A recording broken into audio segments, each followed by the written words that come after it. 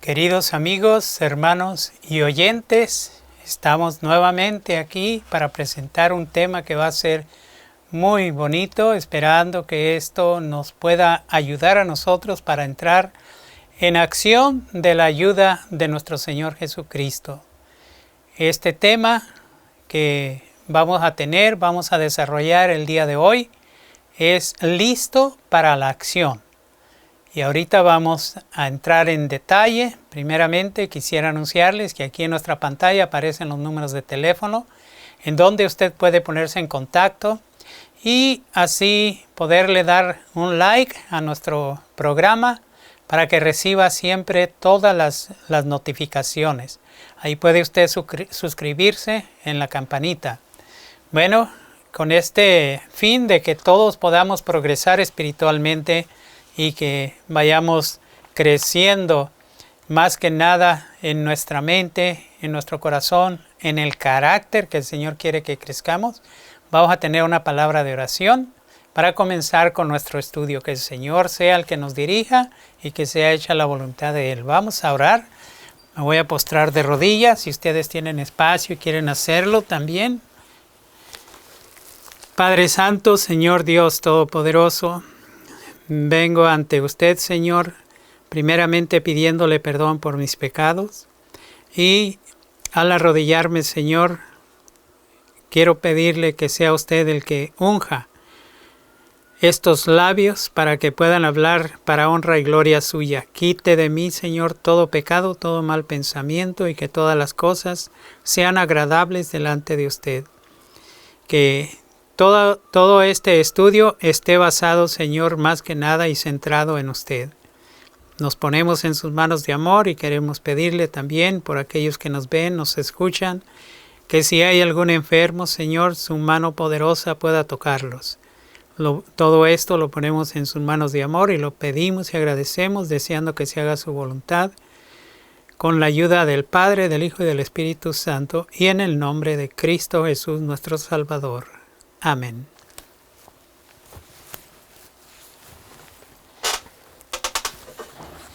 Muy bien, vamos a hablar acerca de algunas experiencias que nosotros podríamos añadir a nuestra vida, ya que en todo el ámbito espiritual, si nosotros no llegamos a tener una experiencia directa con el Señor, el conocimiento de nada nos va a poder servir. Tenemos que estar siempre al tanto de eso. Vamos a ver este hombre que tenía una comunión directa con el Señor y vamos a ver cómo es que él hablaba también con él, ¿verdad? Con el Señor. En el capítulo 9 de Hechos, versículos 10 al 16, aquí narra la historia bíblica. Dice, había entonces un discípulo en Damasco, llamado Ananías, el cual el Señor dijo en visión, Ananías, y él respondió, heme aquí, Señor. Y el Señor le dijo, levántate, ve a la calle que se llama La Derecha, y busca en casa de Judas a uno llamado Saulo de Tarso, porque he aquí, él ora y ha visto en visión un varón llamado Ananías, que entra y le pone las manos encima para que reciba la vista.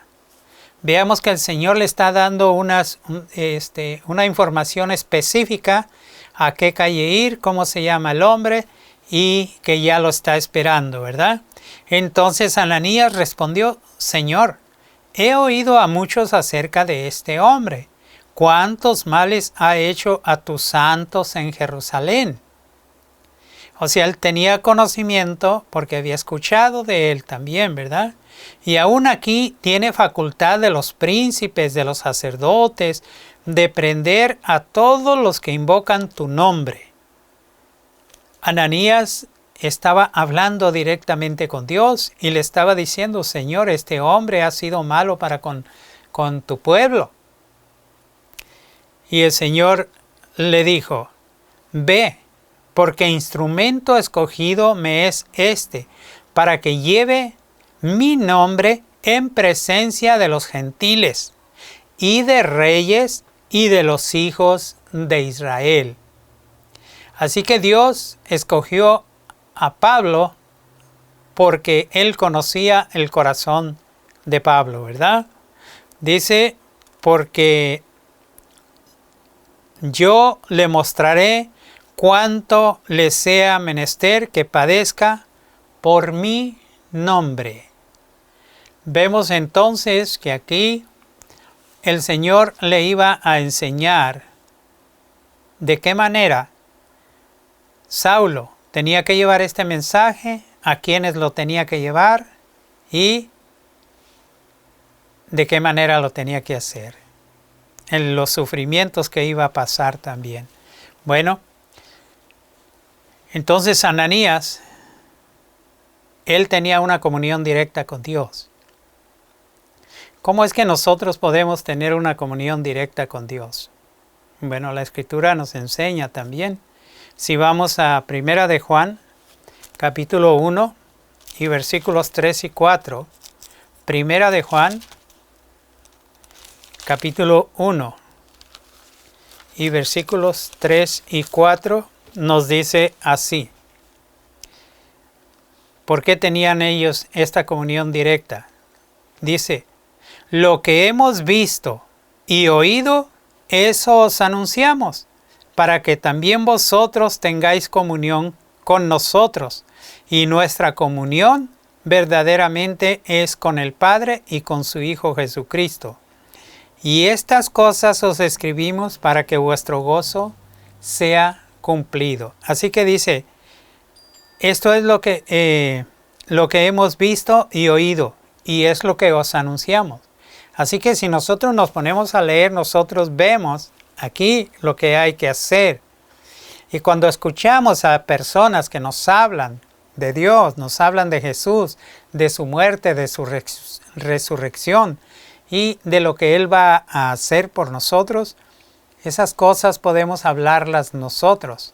Así que esta es la manera como nosotros también podemos llegar a tener una comunión directa, y especialmente cuando nosotros nos postramos en oración pidiéndole a Dios que nos dé conocimiento, que nos crezca la fe, que nos aumente la fe.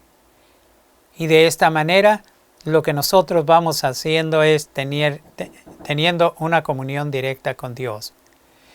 Todos deben tener una experiencia personal como alumnos del Gran Maestro, una comunión individual con Dios. Ahora hay que describir también la manera tierna y temerosa de Dios en que Ananías y la iglesia de Damasco ministraron a Saulo, ahora llamado Pablo, como nuevo creyente. Y aquí vamos a ver cómo fue él dirigido por medio de los apóstoles, ¿verdad? Vamos a ir nuevamente a Hechos, capítulo 9, versículos 17 al 19. Ok, vamos al capítulo 9 otra vez.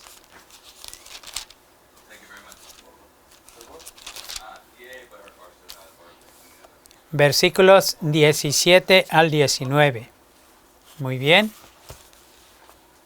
Y ya vimos de qué manera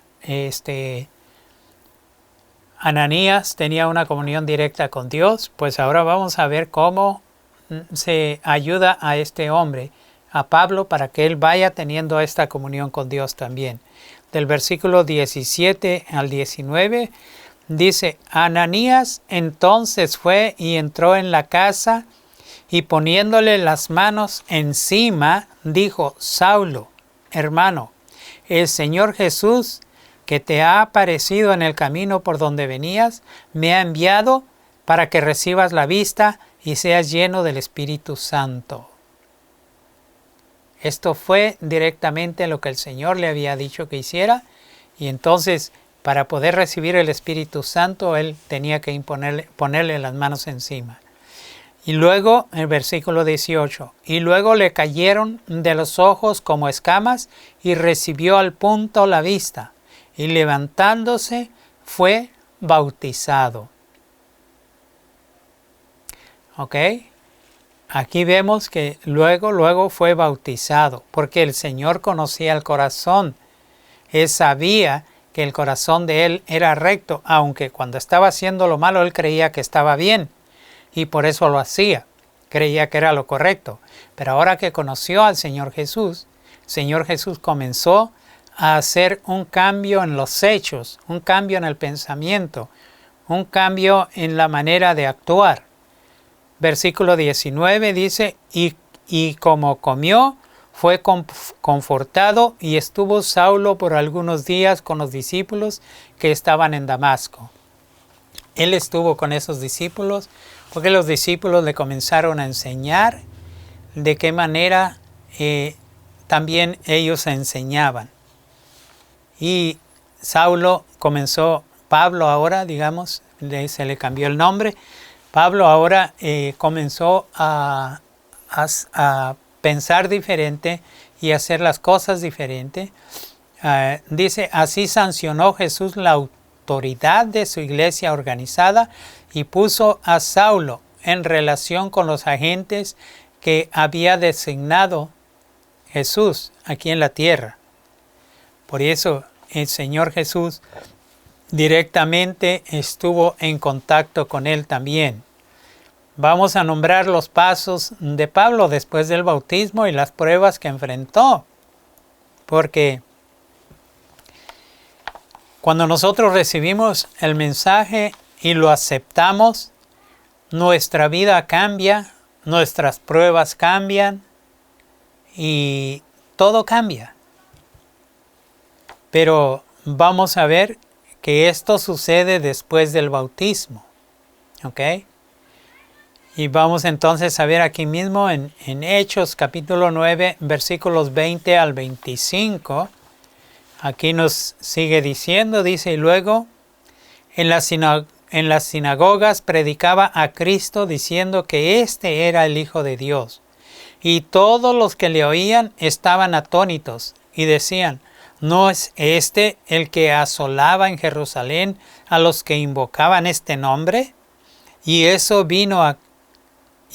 vino acá para llevarlos presos a los príncipes de los sacerdotes.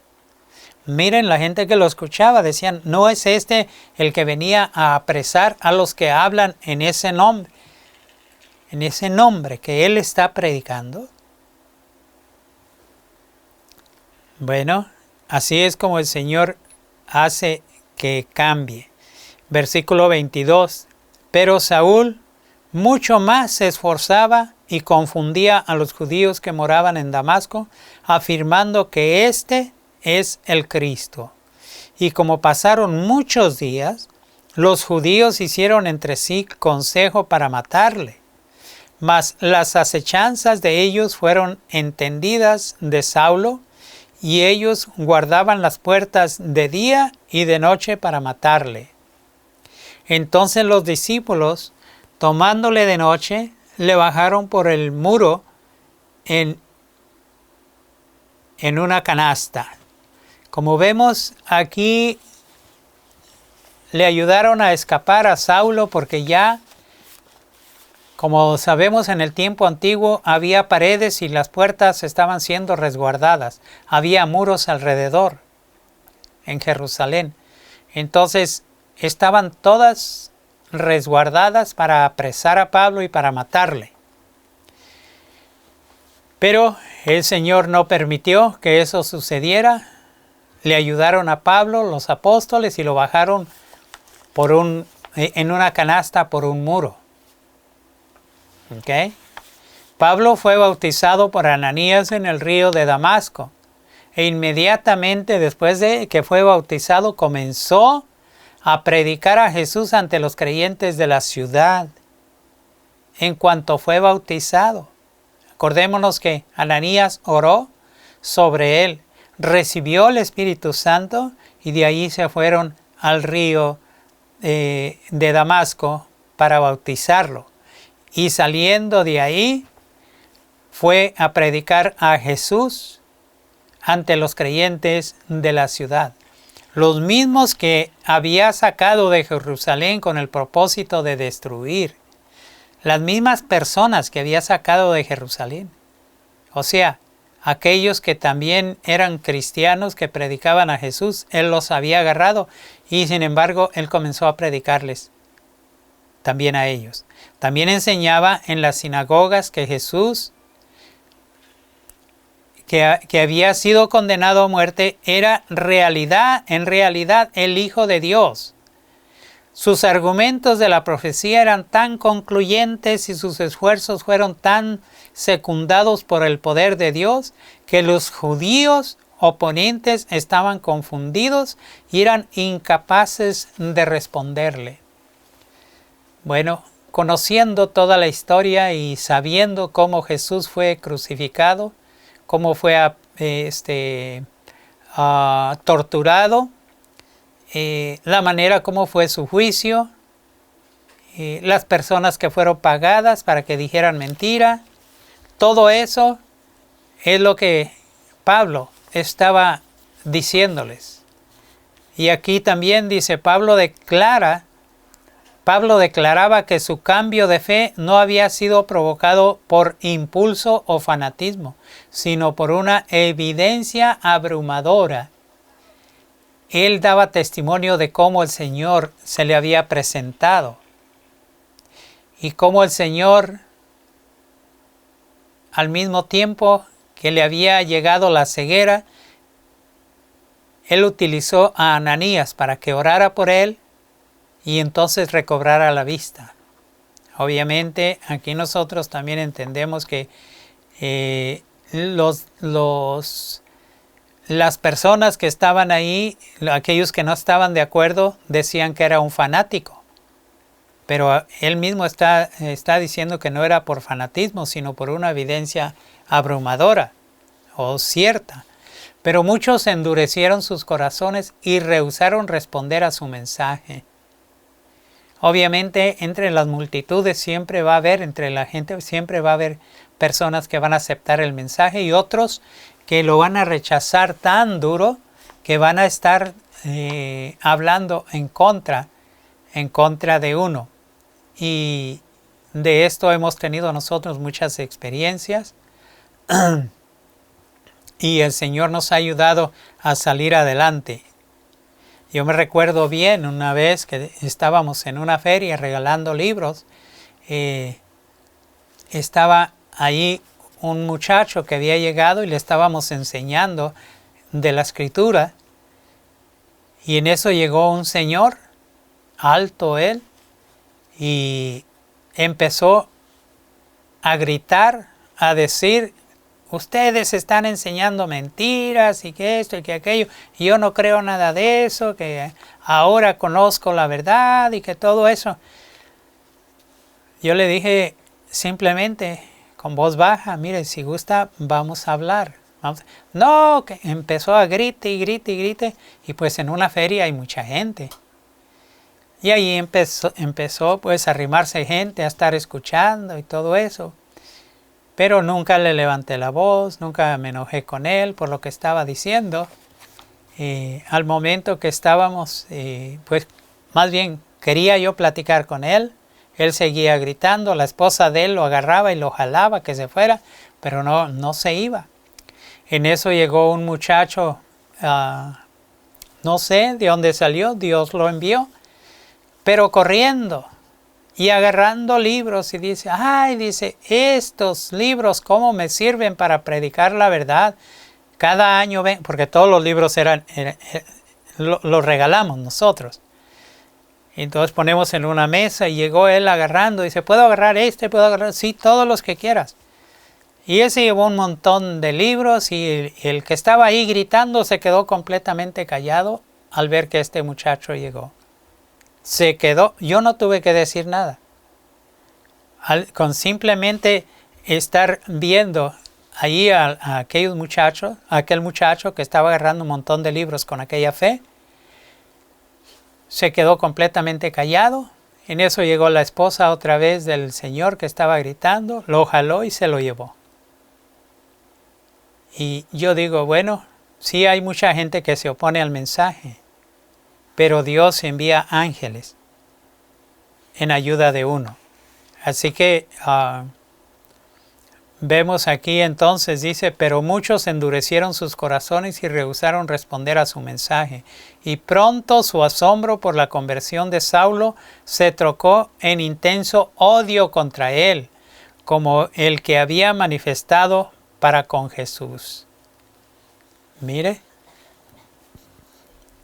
anteriormente Pablo o Saulo, molesto con el Señor Jesús, molesto con todos aquellos que pronunciaban su nombre, era un odio que tenía. Ahora el odio se lo tenían a él porque predicaba en este mismo nombre.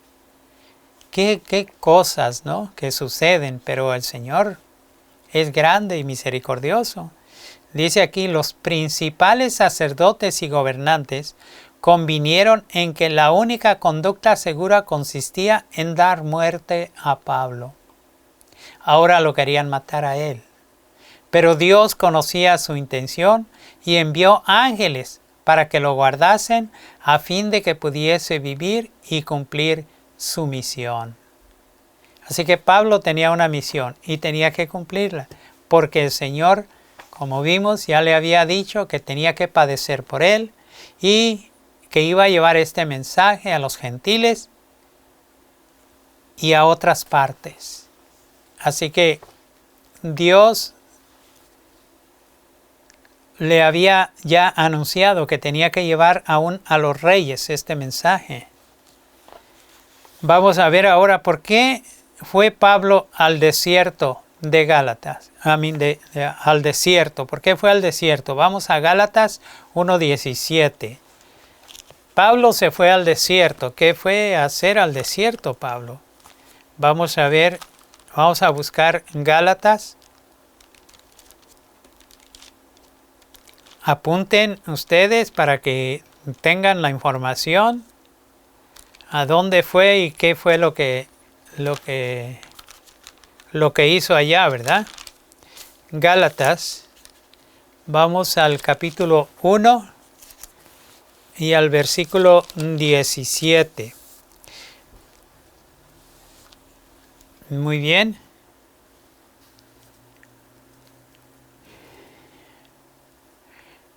Voy a leer.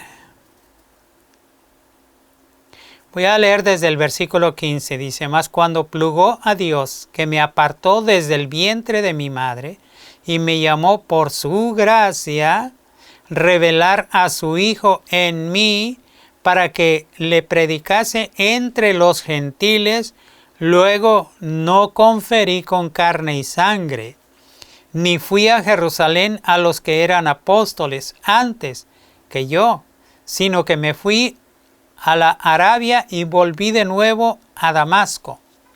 Él se fue a Arabia por 3 años y él estuvo allá también siendo enseñado por Dios por 3 años. Nuevamente vamos a Salmo 119, versículo 10.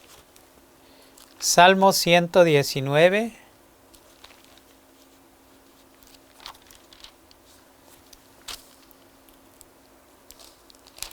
Y versículo 10.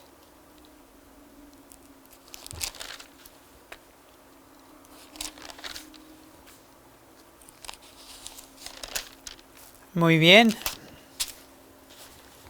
119:10 dice así, con todo mi corazón te he buscado. No me dejes divagar de tus mandamientos. Así que Pablo buscaba al Señor, pero él como estuvimos en la lección de ayer, lo que tuvimos, ¿verdad? Él había en su mente sido transformado de una manera muy especial, porque dentro de él sabía que al ver morir a Esteban, él sabía que aquel hombre había muerto creyendo en el Señor Jesús y teniendo esa bendita esperanza. De ahí para adelante el Espíritu Santo comenzó a redarguirlo, comenzó a, dijera la gente, torturarlo, pero es una manera muy diferente como el Señor actúa en la mente de uno. O sea, le recordaba la muerte aquella, y sabía que aún a pesar de todo lo que estaba pasando él, Esteban les dijo: Señor, no les imputes este pecado. Entonces, eso se le quedó en la mente. Y queridos hermanos, cuando el Señor quiere enseñarnos, Él quiere que siempre apartemos un tiempo para Él. Él quiere que estemos en comunión directa con Él. Que el Señor nos diga qué es lo que tenemos que hacer, no el hombre. Hoy se usa mucho que el hombre es el que tiene que decirle a uno qué es lo que tiene que hacer. Entonces, ¿para qué queremos al Espíritu Santo? El Señor, por medio del Espíritu Santo, puede redarguirnos, puede ayudarnos a entender, puede dirigirnos y puede recordarnos las cosas que tenemos que hablar y que decir. Ojalá que este sea, más que nada, el sentir de cada uno de ustedes, de cada uno de nosotros, y que podamos ser utilizados para honra y gloria de nuestro Dios, así como Pablo, que vamos a seguir estudiando el libro de Hechos, tanto en este trimestre como en el que viene. Vamos a seguir estudiando este magnífico libro de Hechos. Entonces, aquí vamos a terminar. En nuestra pantalla aparecen los números de teléfono nuevamente, donde usted puede ponerse en contacto con nosotros. Que el Señor sea el que haga su obra en cada uno de ustedes y en mí también. Que cada día podamos ser mejores y que lo hagamos para honra y gloria de nuestro Dios. Voy a ponerme en oración y que sea hecha la voluntad de nuestro Dios en cada uno.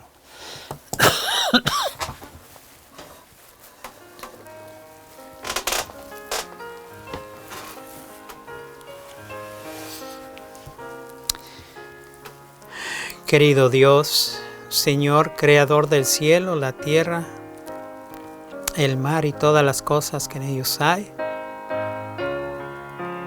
Señor, pongo en tus manos de amor a todos aquellos que quieran estar a tu lado, a todos aquellos que quieran tener una comunión directa contigo, Dios.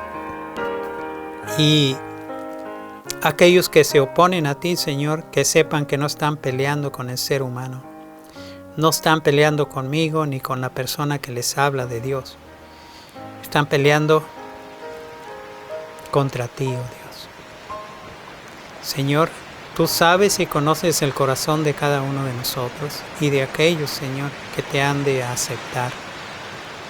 Pon, Señor, en cada uno de los que te han de aceptar tu verdad. Que desaparezca cualquier clase de odio hacia ti, y que todas las cosas que hagan de hoy en adelante puedan hacerlas para honrar y glorificar tu santo nombre, tanto en su casa, en su hogar, como en su trabajo y, Señor, aún en la enfermedad, que puedan glorificarte a ti. El tiempo es tuyo, el cuerpo de nosotros es tuyo, y, Señor, tú puedes hacer que resplandezca o que se acabe nuestro brillo, Señor, o que dejemos de existir. Tuya es la vida, Señor. Así que, como quiera, te la entregamos a ti, ya sea que estemos aquí o que vayamos a dormir, pero que siempre estemos en ti, Señor. Todo esto lo ponemos en tus manos de amor y lo pedimos y agradecemos en el bendito nombre de nuestro Salvador Cristo Jesús. Amén.